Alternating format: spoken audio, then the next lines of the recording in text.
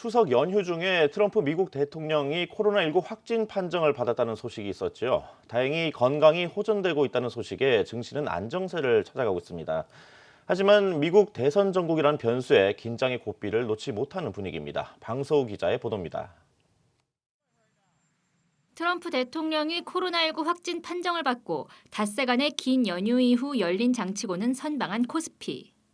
증권가에서는 대선 전 극단적인 경우가 발생할 가능성은 낮은 반면 TV 토론회와 트럼프 대통령의 확진 판정 이후 여론조사 결과를 볼 때 바이든 당선과 민주당의 클린 스윕 가능성이 높아졌다며 확진 판정 자체가 몰고 올 악영향은 제한적이라고 봤습니다.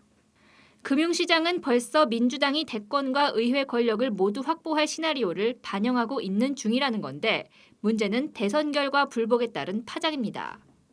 1차 TV 토론에서 트럼프 대통령이 우편 투표에 대한 불신을 드러냈고 여론조사상 재선 실패가 유력해지면서 대선 불복을 강행할 가능성이 높아진 겁니다.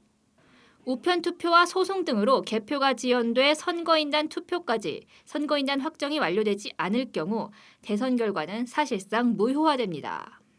실제로 조지 부시와 엘 고어가 맞붙었던 지난 2000년 대선 당시 플로리다주 재검표 사태 속에 혼란이 이어지던 6주 동안 S&P 500 지수는 12%나 조정받았습니다.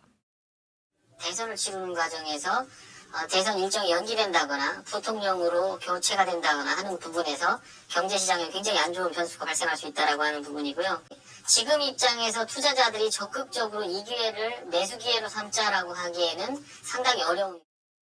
결국 선거 이후에도 정치적 불확실성은 장기화될 전망으로 그나마 바라볼 것은 추가 부양책 합의 여부입니다. 트럼프 대통령 확진과 고용지표 부진 등 악재에도 불구하고 낸시 펠로시 하원의장, 미치 매코널 공화당 상원 원내대표, 트럼프 대통령 모두 부양책 협상 타결에 대해 낙관을 표한 점은 불행 중 다행으로 평가됩니다. 지금 당장은 이제 믿을 건 실적밖에 없다는 생각을 하고요.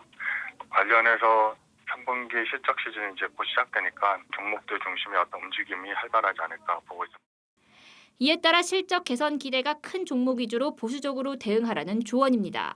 연말이 가까워질수록 대주주 요건을 피하기 위한 개인 투자자들의 매도 물량도 쏟아질 수 있기 때문입니다. 한국경제TV 방서우입니다.